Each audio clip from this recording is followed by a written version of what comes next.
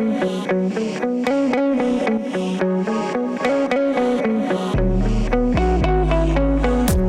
everyone. It's Ben from GrapplingInsider.com, and we are back. And today I am joined by an absolute legend in the Jiu-Jitsu and MMA community. We'll talk about his specific accomplishments here in a few minutes, but he has basically won everything under the sun. I am joined by Rafael Lovato Jr. Rafael, thanks for joining me today. Yeah, of course. My pleasure. It's good to be back. Thanks for having me. Yeah. Happy to talk to you. So I know you're busy always with your gym, with seminars, all kinds of stuff. But you haven't competed in just a few weeks. Tell me what you've been up to the past month or so. Yeah, so last competition was a big one. It was the Brazilian Nationals. It was actually the weekend of my birthday, which just made it even more special. And that was the end of June. And then it was the 4th of July. So barbecue and beers after competing. And then the second weekend in July is the weekend of my twin babies. They're not so much babies anymore. They just turned 3 years old. That's their birthday. And so I had their birthday. And then the next weekend, my wife and I went on a vacation. It was kind of much needed, just a quick little getaway. And now here we are at the end of July, and I'm about to get back at it, getting the team ready for Master Worlds, and have a little quick, not too quick. It's like 9 days. I'm doing 7 seminars in 9 days. That starts tomorrow. Going through a few different locations, seeing my affiliate schools, checking in with the team, and yeah, just living the dream, man. Just still doing what I've always done. Yeah, it's definitely busy. Yeah. How do you approach a vacation? Are you somebody who like I can't wait to get away, or is it hard to pull you away? Are you a bit of a workaholic? I am a bit of a workaholic. Normally, the great thing about jujitsu is that I get to travel and do workations like all the time. You know what I mean? So whether it's a seminar or like a retreat or a camp, which I've done several this year, and I have more coming up. They take me to these incredible destinations. I'm around great people, and I get to do what I love. Normally, I'm not away from the mats very much at all, right? But since becoming a father, my wife and I, we made a promise to each other that once a year we would do a pure vacation, just the two of us, just for us. No jiu-jitsu involved. I'm not even allowed to pack a gi, nothing like that. And so that's what we just did. And so that one was, I still went to the gym and worked out a little bit, but I really just try to get off the grid, kind of detach from all the work, and just enjoy time with her and kind of recharge between, business and competition, training, and then, being a dad of twins. It's an intense life, not just for me, but also for her. She works so hard to take care of things while I'm in camp, and I'm traveling and all this kind of stuff, and take care of our babies. So I just try to give her my undivided attention as well, and it makes it a lot of fun. We have a really good time, and can kind of like feel like we're kids again. You know what I mean? So that's what that was. How good is that sleep with no kids in the house? Man, to be honest, it like I didn't sleep as good as what I thought I would. It was probably because I was eating so much and I was super full when I was going to bed. But the time difference. We were in Vegas, and the time difference just throws me off. We're so used to waking up at 6:30. Some days I sleep until 7:30 or something. And then in Vegas, that's a 2-hour difference. So it just our body clocks are so set to wake up and be ready to do kids and stuff like that. So then we had to kind of like wake up, and then, oh wait, we can relax and like put ourselves back to sleep. And yeah, it was a little difficult, but still very enjoyable. And do you still like miss the mats when you're even away just a week? Do you still kind of get that urge at the end of the A week to like week get is a back on? little bit much. I can't take a week off. A few days is okay, like a long weekend, something like that. I don't like to not work out though. To be honest, I can take a break from jujitsu, like combat. I can take a break from combat easier than I can take a break from working out. I need to feel myself moving and sweating really every day. Even if I'm on vacation, I'm at least going to do it like every other day. Just because I feel so much better after I work out. You know what I mean? Like I'm so there's so much wear and tear on my body that there's a lot of things that just need to be moved around and stretch and hang and just get a good sweat, and it makes me feel better. And then I like to earn my food. I'm kind of weird like that. Like that's one reason why I like to fast. I like to fast a lot because I like to work out first before I eat anything. So even on vacations, I'm excited to eat a lot, but I still want to like work out first, and then that makes me feel more like I earned my food, and then I can splurge even more and not feel too guilty about it. You know what I mean? Nice. Yeah, absolutely. And I'm glad you brought that up because I do want to talk about your keys to sustained success as an Mhm. athlete. But first of all, I want to talk about I think winning no-gi Brasileiros, you became the first person ever, right, to win every single IBJJF major tournament in both gi and no-gi. Yes. And I've seen you've been wearing the shirt like I make history. I think that's what it is for a Mhm. while. So this is not your first time kind of like setting a record, so to speak. But tell me, like, what does that mean to you? Do Mhm. those kind of accomplishments mean anything to you still? Is it important that you're the first to ever do this? What does it mean to you? Mhm. Yeah, it does mean a lot to me. Um, the time I came up in, it was more making history, like doing things that no other gringo has ever done before. Kind of paving the way for non-Brazilians, people that were, not just American, but just like in the middle of nowhere. I am American, but I'm in Oklahoma, and I'm still in Oklahoma. I came up in Oklahoma, and so I really kind of like put that on my back and wanted to show people that you don't have to be in a place with a world champion black belt, a world class black belt, or all this jujitsu around you to get good. You can do it no matter the circumstance, wherever you are. If you train properly, you sacrifice, you invest in yourself, and you find the right people to surround yourself with. Anything is possible.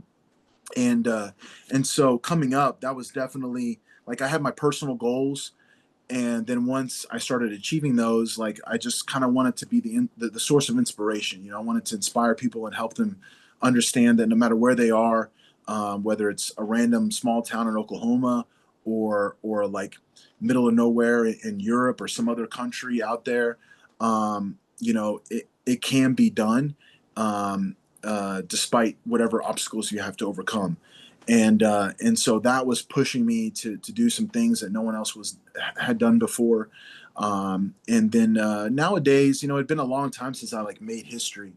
Um, but I kind of like had the urge to go for something after ADCC. Being in such good shape and feeling like I'm still getting better. If I feel like I'm still getting better and the fire is still there, then I want to challenge myself. I want to have something to motivate me. I want to be on a mission. I love being on a mission. I love having something, giving me pouring gas in the flame. Just making the fire burn even more and drive me to keep going. And I was looking at the results of the competitions, and I realized that, man, no one has done this yet. And I was like, man, how cool would it be, like in my 40s, um, the oldest guy out there, to make history one more time, with like a 20-year career, and I do a really good job of like putting a story in my head, something that I think is a beautiful story, and really like um, visualizing it and feeling it, and just feeling like, okay, this is my destiny. Now I'm gonna go for it. And it wasn't easy. Three different events I had to win. I had to win the Euro no gi, the Pan no gi, and then the Brasileiro no gi. I had already won the no gi worlds 3 times before, so I didn't have to worry about that one, which was good because I was in December, and I did not want to compete in December. But so I just put it in my mind, and I was like, man, that's awesome. Like go compete in Rome. I love Rome. That's like an easy place to get inspired. And then the Pan No Gi was in Texas, which is like my backyard. And so I can go there with my guys and we can do camp together and we can go fight together. And then the Brasileiro No Gi was in Rio. And I hadn't been to Rio in so long. Rio is the place where I really fell in love with jiu-jitsu. That was where I went when I went to Brazil for the first time for the World Championships way back in 1999. And I just like cultivated so much of my passion and my life goals for jiu-jitsu going to Rio and watching the world champions of that era back when I was a kid. That really like inspired me and made me say, I want to be one of those guys, and I was there when BJ Penn won the worlds in 2000 and I saw it with my own eyes and I said, I want to be the next American to do that. And so I just had so many great memories there. And actually, when I went all in on jiu-jitsu, I was going to college. I was a brown belt. I was 20 years old.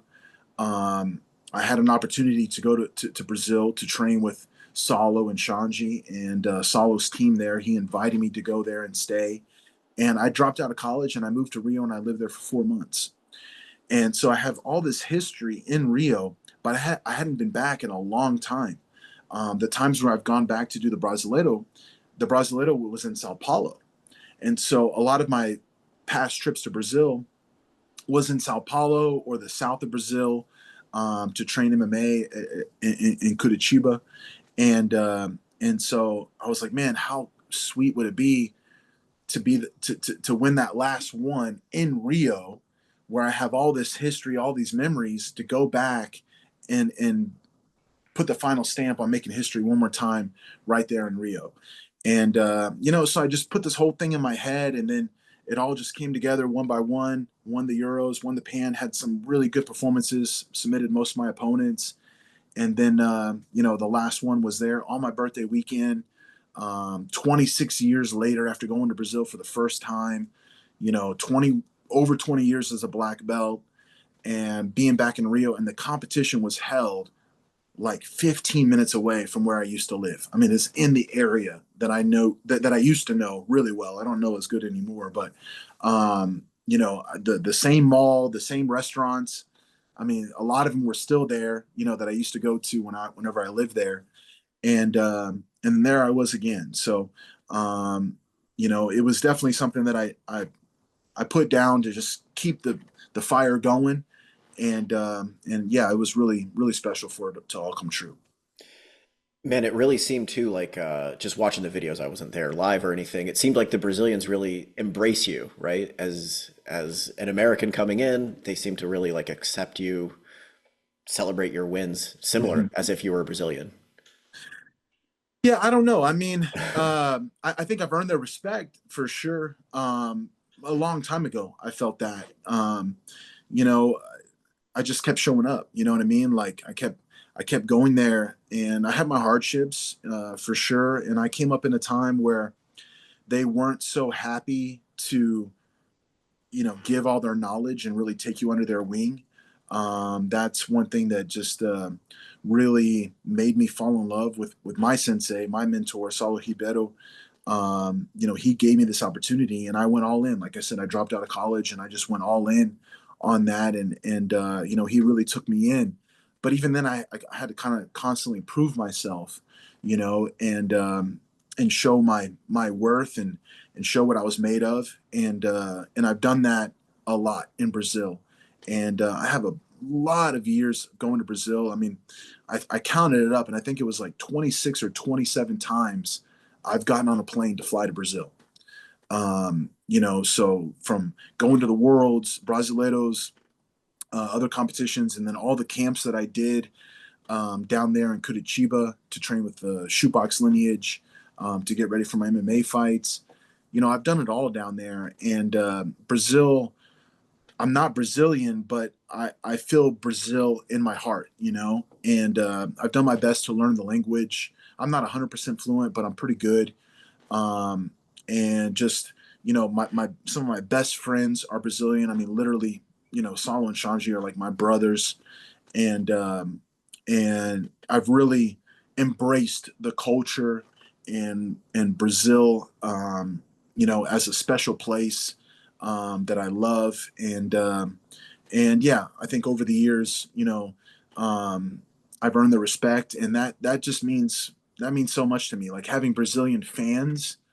When I was a kid and I was going to Brazil and I was just looking up to everybody and I wanted pictures and I just dreamed about, what if I could become as good as them, and to be able to go there and win in the motherland and have them applaud, applause for me and have fans, have people asking to take pictures with me there and that kind of stuff. It just I really really cherish it because it wasn't like that when I was coming up, and for me, it's always been important to continue going back to Brazil, to continue, you know, that history that started there for me so many years ago when I was a kid, to always keep going back and feel that energy, because there's nothing like it, man. And I really really love Brazil, and I love everything about the culture, the people, and yeah. So I think I'm about like 25% Brazilian. I think you've earned it probably. Yeah, yeah. So I want to talk, about your longevity in the sport, different like aspects of your longevity, because you're not just still competing at this level, especially if you look at your record recently, even going back to like the silver medal run at ADCC, you're dominating. You're winning these matches, not getting scored on, you're submitting, racking up huge points victories. So I'm curious about kind of the different parts of your longevity in the sport. And I want to start by asking like how much of it is physical, right? What do you do? How much of it is how you take care of your body, how you prepare, and then kind of what are those keys physically speaking to your Mhm. longevity? Well, I mean, you got to get in your routine. You got to stay in it. Like you can't. There's less room for getting off track as you get older. When you're younger, you can get away with staying up all night doing silly stuff and wake up the next day and train and be fine, right? You can slack off on your diet, your rest. You can go out, you can do whatever, and still basically train the next day the same. Um, as you get older, just the amount of discipline you need is even higher, like much much higher. You have to carve out so much more time for recovery, and and I mean, you really can't miss a day. Like you can't miss a beat. Everything has to be done, and it has to be done right. But at the same time, you get smarter. You learn more. You have more access. More means to do the things that need to be done. And for me, I've been blessed too that to have, I found the right people at some point in my journey, and I've kept them around. Just having the right people around is so important. I have my coaches, my training partners, and just the people that make me inspired to show up every day and be my best. And they give back to me. I give everything to them, and then it comes back to me. So, a lot of the people that have been instrumental in my success have been with me now for you know 10, 15, 20 years, and they're still there.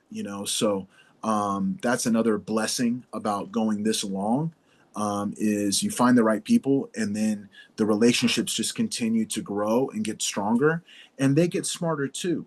So they learn new things, they learn new, they learn how to appreciate you more, and then they bring more knowledge back to the table and give back to you.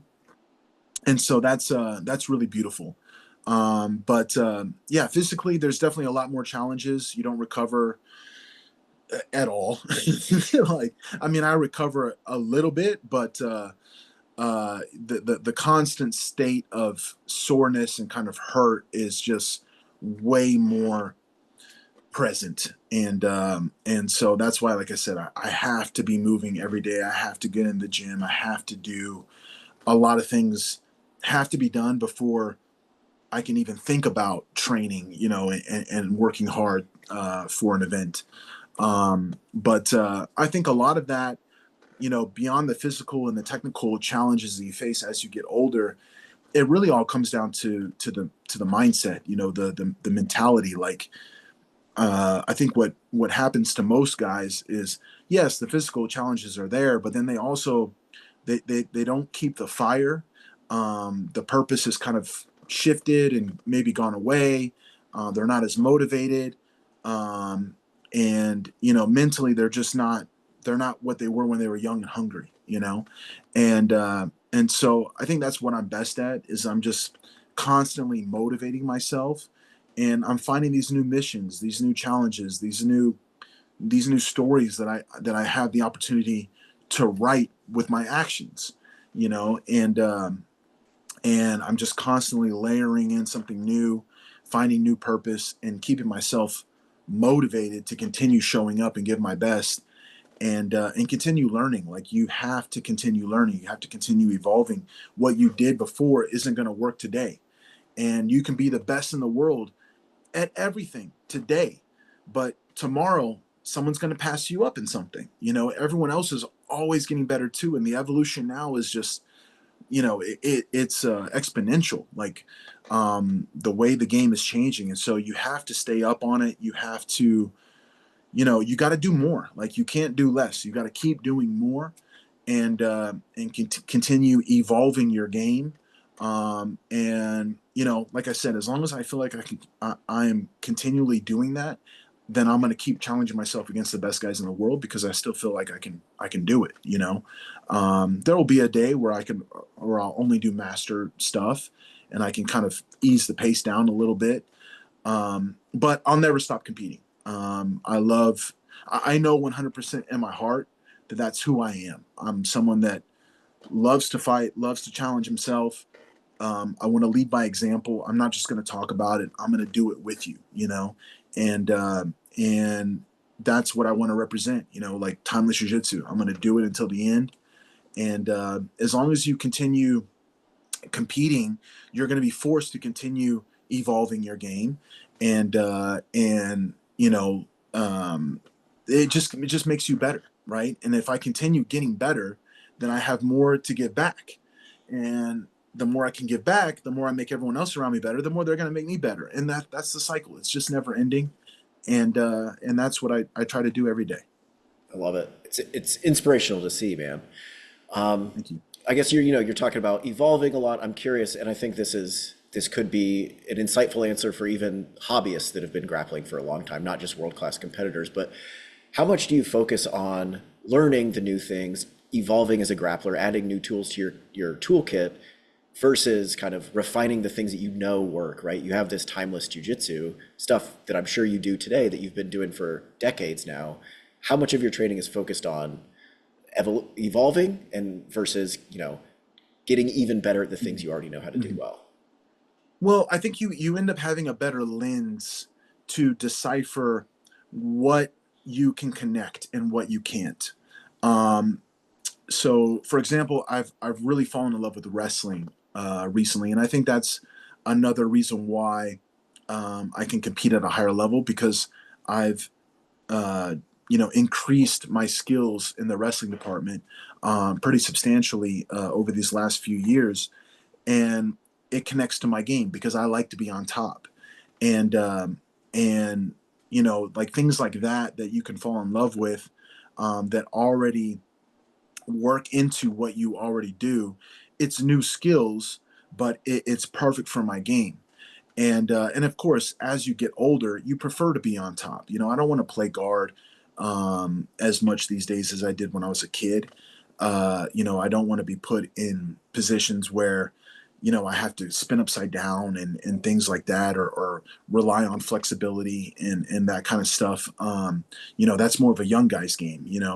And so that was something that I've spent a lot of time, and I even competed in my first wrestling tournament this year, as another way to challenge myself and evolve more as a martial artist. But even the jujitsu technique, because like there's some things that I see that I want to know to understand, so I can have a better understanding of how to deal with it myself if someone tries to do it to me. But am I going to spend so much time practicing it that I'm actually going to try to do it to somebody? you have a better lens to say, I want to know it, but I don't need to do it so much to make it a part of my game because it doesn't work in my game. It doesn't connect. I don't want to be in that position. I don't want to have to, do the work to uh, change my game for that technique, that specific technique. Um, so, like I said, having a better lens and being able to see the things that are out there that are like, ooh, that's good. That works right into what I already do, and then bring that in. I'm definitely still doing that these days. It's a little harder to find something, but I'm looking, right? I don't stop looking for that evolution, and when I find it, boom, I bring it in for sure. So that's part of it, and I think that that's something that people need to do earlier rather than later. Like I talk about this a lot with like blue and purple belts. Like they're good enough. They have a foundation. They already have a little bit of a game. Maybe they're trying to learn everything, right? And because they have the skills and the understanding to try this and try that and try this and try that. But then maybe they end up with all these random techniques that they're good at this, they're good at that, but there's no connection, right? It doesn't connect. And at the end of the day, we everything must be connected. So you got to be able to make a system, and so you can't try to add moves necessarily. You add new pieces to the systems that you already are good at, can already run and repeat. And that's the kind of stuff I look for. So I think you just understand more, especially as time goes on, what's for you and what isn't. Makes sense. And then, do you ever, as an older competitor, right? Do you ever struggle with like imposter syndrome? And again, this is something that I think maybe hobbyists even struggle with. Of like, I can't roll with that young, athletic purple belt because I'm 40 and like I can't handle that. Do those thoughts ever cross your mind? And if so, how do you deal with them? Or what would you advise somebody who's maybe in their 40s and thinks, I can't possibly roll with these young guys? Well, you definitely have to be picky and choosy with the, I mean, there's different layers. Like, um, uh, is the person technical? Like, can they roll well with you? Like, is it around that you can learn from, and is it beneficial? Like, you don't want to avoid what could be a great training for you just because you're putting all this other stuff in your head about they're being them being young and athletic and blah blah blah blah, or maybe you don't want to risk, like if you're a brown or black belt and they're a blue belt, you don't want to put yourself in that position where maybe that blue belt you know puts you in some bad positions or something like that. Like, you can't avoid that stuff, but is it a quality training? Can it be beneficial? If that's the case, then you need to get it. But of course, there's a time and place. There are definitely days where I'm broken down, and I'm looking at some of the people that I would normally train with, and I'm like, you know what, today's not the day for that. It's going to hurt me more than help me because of how I'm feeling physically. So I put a time and place for it. On the other hand, when I'm looking at the challenges for me on a day to day basis, technically training with my students, I have a technical advantage on pretty much everybody, and in nearly every position. Whether it's a bad position or a good position, I can always have the technical answer ready for me.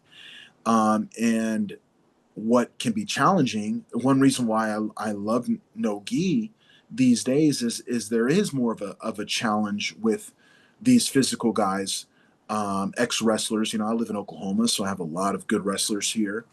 There is a challenge with those younger, more athletic people, because if I'm going to catch them in something, it has to be done technically flawless in order to get the right moment and not miss it, because they are so physically capable, right? And so you got to look for those challenges, and be excited for it, like, oh yeah, they're young and athletic, and they're a wrestler or this or that, or they're competing a lot, that is a good challenge for me, because I know anything that I do to them is going to work against someone my age, my size, my you know, like in my category, right?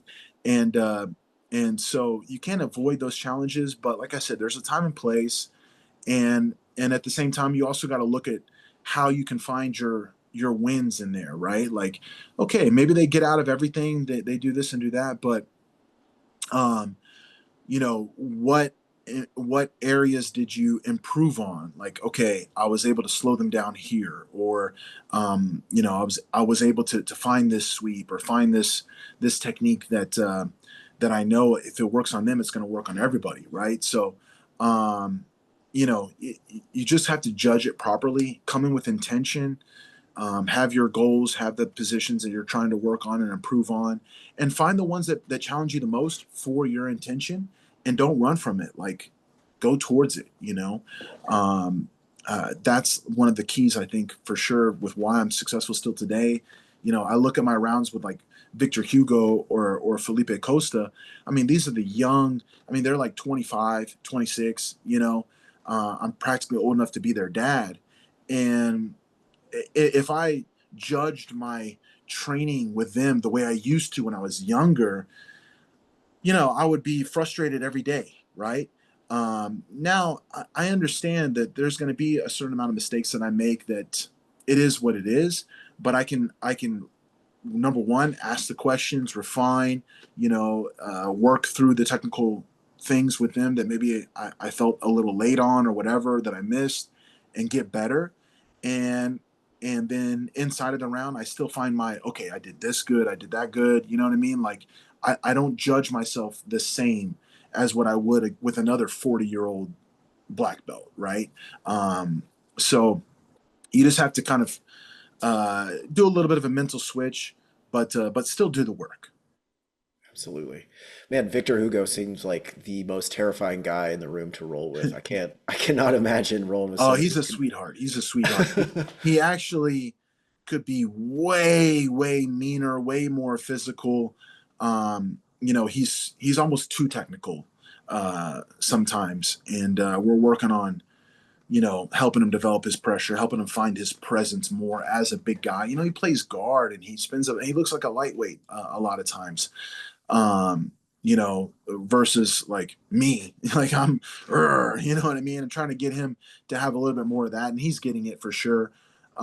It's part of the evolution and the maturity process, but he's a fun round. Like, the things that he can do, the problems that he can present with someone that size and that kind of guard and movement, really is actually a lot of fun.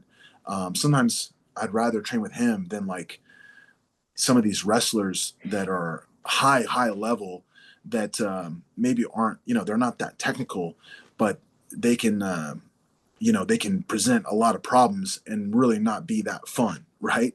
But then I train with Victor, who is just an extremely dangerous guy that threatens you all the time, but it can be a little more fun, right? There's a little bit more to take away from it. So, like I said, how do you find the enjoyment in training with everybody, right? Like, that's the key. Even with blue belts, like I can go into a round with a blue belt and make it fun, and find ways where I know I'm getting better and they're getting better too. Man, I think that's great advice for anybody who wants to do jujitsu for a long time. One more question. You've talked a lot about, you're obviously never going to stop competing, but you always, you're finding the next thing that fuels your Mhm. motivation. What is the next thing? Like, what's getting you up in the morning? What's getting you in the training room? What's the next thing for Mhm. you? Man, so much. Right now, of course, the biggest thing, the most important thing, is being a father. And one thing I didn't really realize was how much more that would motivate me, to continue competing, to continue, doing what I do, and just trying to be an example of hard work, and never stop challenging yourself and chasing your dreams and that sort of thing. That's what put me back in another ADCC and all that kind of stuff. But yeah, that's the next thing that never goes away, right? I'm going to be a dad, forever now. And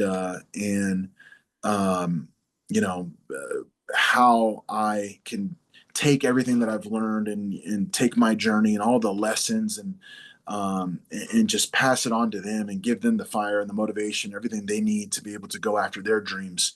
That's something I think about a lot.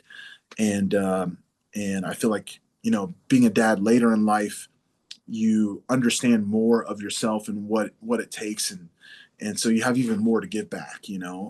Just you're constantly learning, and so who I am today is the best version of me there's ever been. And I really believe that's the case for everybody. Like, life only continues to get better. The best is always yet to come. That's part of like the last round best round mindset that I talk about and try to pass on. And so yeah, just giving that to my kids, and just trying to make as big of an impact as possible. I have some other projects and goals that I've been working on to try to help, obviously everyone in the martial arts world, but even go beyond that and reach more people outside. I would like to explore like public speaking and different things like that just motivate people. And I think the keys to success are the same no matter what, right? Like, regardless of whether you're an athlete or if it's business, just life in general, like how you take care of yourself, how you balance family and your own personal craft and evolution, with business and entrepreneurship and all of that. Like, that's stuff that everyone's dealing with, and just trying to give back and share as much as I can with what I've learned, and help help as many people as I can. Just make a positive impact. Just try to, when people are around me, I just want them to feel an energy. Whether it's training, teaching class, here at home, or teaching a seminar, traveling, doing retreats, camps. Just putting that spark in people. That's what I really feel is my main purpose. And jiu-jitsu martial arts just gives me an avenue to do that. Things like this, like talking to you today, it gives me a chance to put that energy out there for people. And yeah, I have a lot more goals as far as that goes, and just keep building my association, and keep pushing timeless jiu-jitsu, and just help people live the best life they can possibly can. Man, I love it. It's inspirational. It's been inspirational to watch your career, especially these past few years, man. It's incredible. All right, that's all I had for you today. Thank you so much for chatting with me, Rafael. Looking forward to see you compete for years to come, man. Thanks again. Thank you, Ben. And are you still recording? Yeah, of course. Yeah. Just throw a couple things out there. Of course, I'm pretty easy to find on social media, but if anyone is interested in learning more of my mindset and just jiu-jitsu techniques and processes, and how I approach everything, they can go to timelessjiujitsu.com. Also check out lastroundbestround.com. I put a lot of stuff out there, and yeah, I hope people check it out, and it can help them too. Beautiful. You heard it from him. All right. Thanks again, man. Thank you.